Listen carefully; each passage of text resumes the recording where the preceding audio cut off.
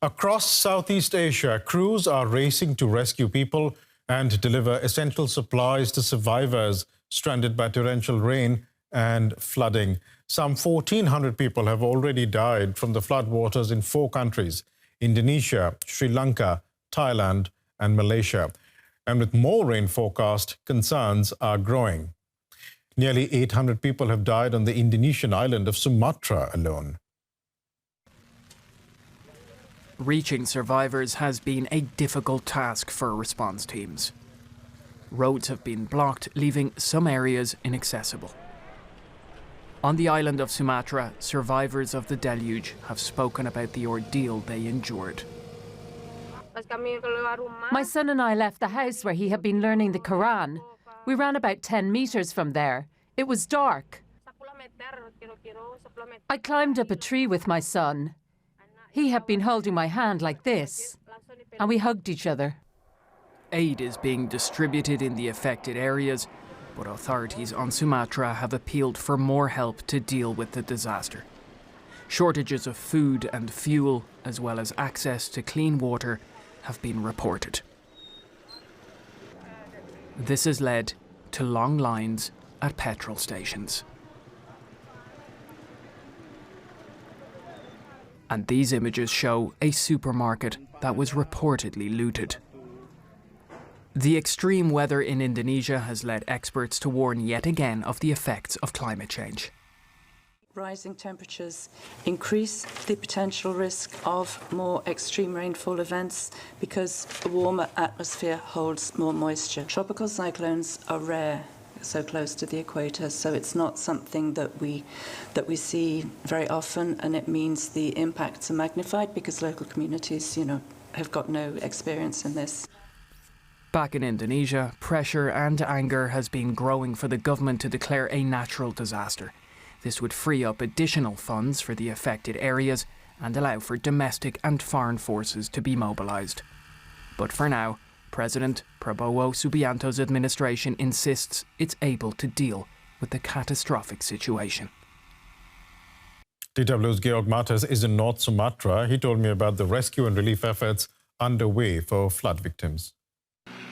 Yes, we're 1 week into this disaster here now, and as of today, 776 people have been declared dead, over 500 still missing. From a lot of locations, there hasn't been any information coming in. And just to give you an idea where I am here, this is North Sumatra. This is an area 100 times Singapore that we're looking at. It's a very mountainous region, very remote, a lot of villages still cut off from any help, and that is why helicopters are providing dropping food to certain places where then motorbikes are transporting food to the people who are isolated in these villages. Still a very developing situation. The weather forecast is not good at the moment. There is no rain, but rain is forecast. So a very serious situation here for northern Sumatra and for other parts like Aceh of Indonesia as well.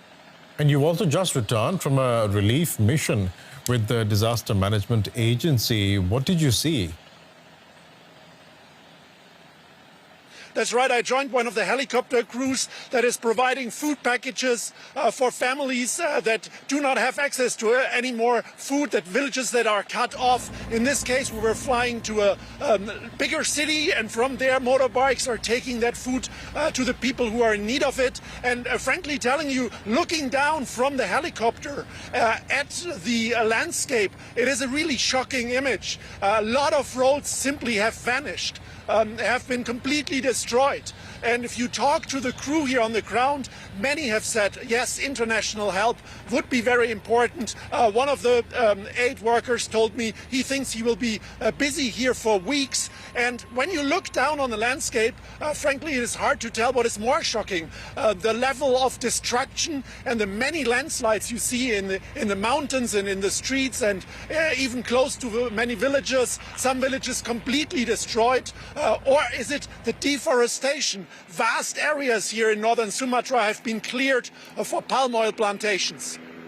Can you talk to us about how the government's response has been viewed? I mean, there are reports that people are critical of that response, aren't there?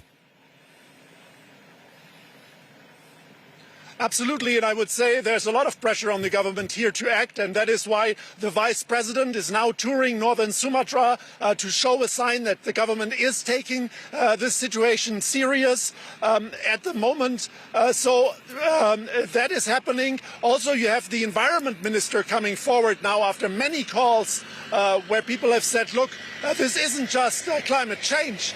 This is a man-made mismanagement mistake. This is where mines and plantations have cleared forests, and that is what has exacerbated the effect of these flash floods that are not uncommon, one has to say, in those mountainous parts of the country. So that has added to it, and the Environment Minister has now said he is looking into the issue. If mining companies or plantation companies have violated the rules of Indonesia here, then those licenses could be revoked. And this is an effort to react to those demands. But if you look at newspapers in Jakarta, the message is, dear government, do declare this as a national emergency.